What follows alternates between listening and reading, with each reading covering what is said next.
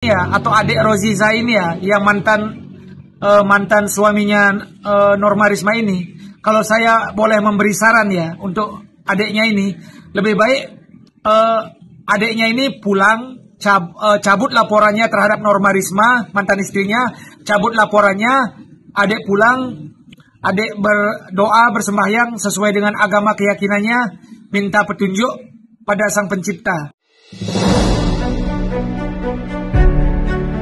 Halo sahabat, berjumpa lagi dengan saya Putu Suryawan. Kali ini saya bahas topik tentang Roziza, yaitu mantan suaminya dari Norma Risma. Jujur saya kemarin belum atau nggak bahas tentang Norma Risma ya, karena saya udah tahu bahwa sudah banyak dukungan untuk Norma Risma. Semua orang mendukung Norma Risma, semua orang salut dengan Norma Risma gitu loh. Dan juga dari mantan suaminya ini dan ibu mertuanya juga sudah mendapat banyak sanksi ya, baik sanksi umum di lingkungannya maupun sanksi dari media sosial. Terutama terlihat sekali dari suaminya kehilangan pekerjaan dan ibunya diusir dari rumahnya. Namun kenapa saya bahas sekarang ini, karena ada yang lucu ya, yaitu dari mantan suaminya Roziza, yaitu sekarang mantan suaminya balik lagi. Setelah balik mantan suaminya ini mengajak pengacara. Udah balik mengajak pengacara. Saya kira mantan suaminya ini balik melakukan klarifikasi dan minta maaf gitu loh. Namun tidak. Ternyata mantan suaminya ini balik menggandeng pengacara, mau menuntut Norma Risma untuk mengatakan bahwa apa yang selama ini Norma Risma katakan adalah salah. Semua itu tidak benar gitu loh. Jadi ini yang lucu bagi saya.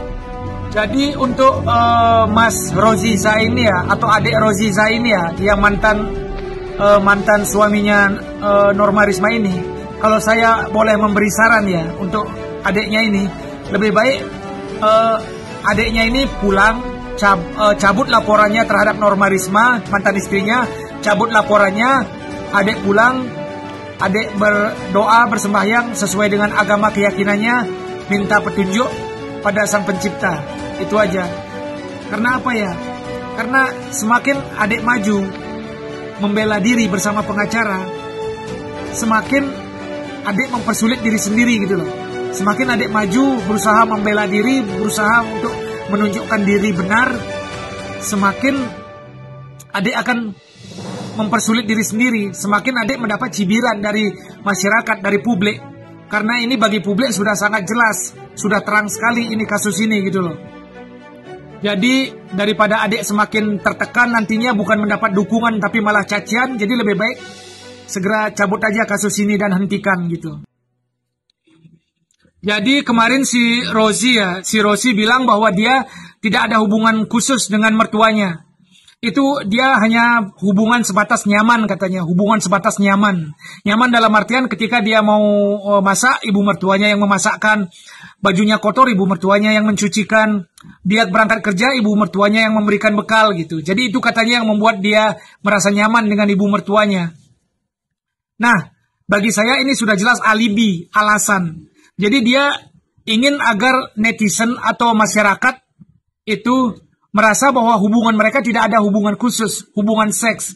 Jadi dia ingin masyarakat itu merasa bahwa hubungan dia itu adalah hubungan kasih sayang antara seorang menantu dengan mertua dengan menantu gitu. Dia ingin membuat ini sehalus mungkin kepada publik. Terlihat halus bahwa ini bukan hubungan seks, ini hanya hubungan kasih sayang menantu dengan mertua gitu. Jadi ini bagi saya udah terlalu dibuat-buat ya, terlalu dibuat-buat. Itu satu. Dan yang kedua, kemarin ibunya dan dia digerebek di kontraannya. Dan ibunya ketika digerebek dalam keadaan telanjang bulat, bugil. Nah, ketika ditanya kenapa telanjang, alasannya katanya gerah. Jadi gini ya, kalau saya ya, atau siapapun, kalau ada tetangga datang ke rumah kita, kerabat datang ke rumah kita, sepanas-panasnya di rumah kita, segerah-gerahnya tetangga kerabat di rumah kita, mereka nggak akan berani bugil telanjang bulat di ruang tamu kita, apalagi di kamar pribadi kita gitu loh. Mana mungkin datang tamu gerah langsung buka baju total di kamar kita di ruang tamu. Jadi ini udah nonsen ya, tidak masuk akal alasan ini. Kemarin dia juga bilang bahwa tidak ada bukti gitu loh, tidak ada bukti kami melakukan itu. Dan begini ya, kemarin ibunya itu udah digerebek oleh warga. Ibunya digerebek oleh warga. Dan ketika warga melihat bugil, warga mau memvideokan, memfotokan. Namun ibunya si Norma Risma ini bersujud di kaki yang memfoto itu. Katanya, tolong jangan dipoto, kami belum melakukan gitu. Kami belum melakukan katanya.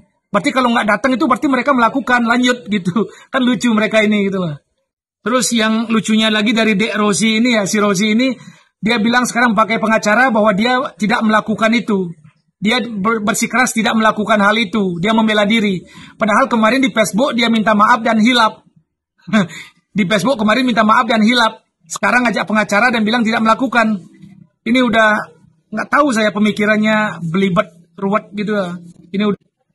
Dan kemarin juga ya si Rozi ini nyuruh Norma Risma untuk memaafkan ibunya. Katanya surga di telapak kaki ibu. Jadi dia menyuruh Norma Risma memaafkan ibunya dengan alasan surga di telapak kaki ibu. Loh, nggak gitu sistemnya Dek Rozi ya. Jadi ibu Norma Risma ini juga berzina. Jadi dia melakukan dosa. Itu. Yang kedua, ibu Norma Risma ini juga manusia biasa. Kalau sistem pemikirannya sama kayak Dek Rozi ini, maka akan semakin banyak ibu-ibu yang berzina dengan menantunya. Karena merasa anaknya nggak akan marah, anaknya akan takut. Kenapa? Karena surganya di telapak kakinya dia gitu loh. Maka semakin banyak yang akan, kalau pola pikirnya begini, semakin banyak orang mertua berzina dengan menantu. Dan juga nanti kalau pemikirannya begini, ibunya akan menyolong duit anaknya sebanyak-banyaknya. Seorang ibu nyolong duit anaknya sampai habis. Ketika anaknya marah, ibunya akan bilang, surgamu di telapak kakiku, serahkan atau enggak gitu loh. Dan yang terakhir untuk pengacaranya ini ya, saya nggak tahu nih dapat dari mana pengacaranya lucu ini. Potongan rambutnya aja lucu. Ketika saya lihat pengacaranya ini kayaknya dia satu paket gitu loh. Pemikirannya satu paket dengan Rozi. Cocok pengacaranya dengan Rozi ini cocok. Jadi saya berpikir kayaknya nggak, ini aja pengacara yang bisa Rozi dapatkan. Mungkin dari 100 pengacara, 99 pengacara mundur. Hanya satu pengacara ini yang maju mau membela Rozi itu kayaknya. Yang kedua, mungkin pengacaranya ini ingin viral ya. Dia tahu bahwa ini kasus sedang hangat-hangatnya di media sosial. Dia ingin naik panggung di media sosial seperti itu. Itu yang kedua. Yang ketiga, mungkin karena pengacaranya sepi job, lagi tidak ada job, tidak ada yang mencari dia. Akhirnya apapun kasus dia ambil gitu. Jadi dia ambil kasusnya si Rozi ini.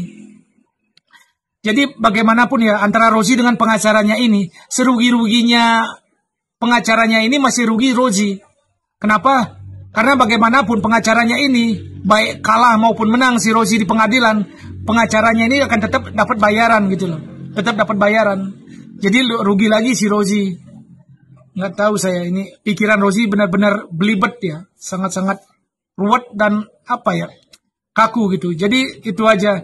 Saran saya untuk adik Rozi, lebih baik tutup kasus ini, minta petunjuk kepada Tuhan, dan selesai, itu aja. Terima kasih.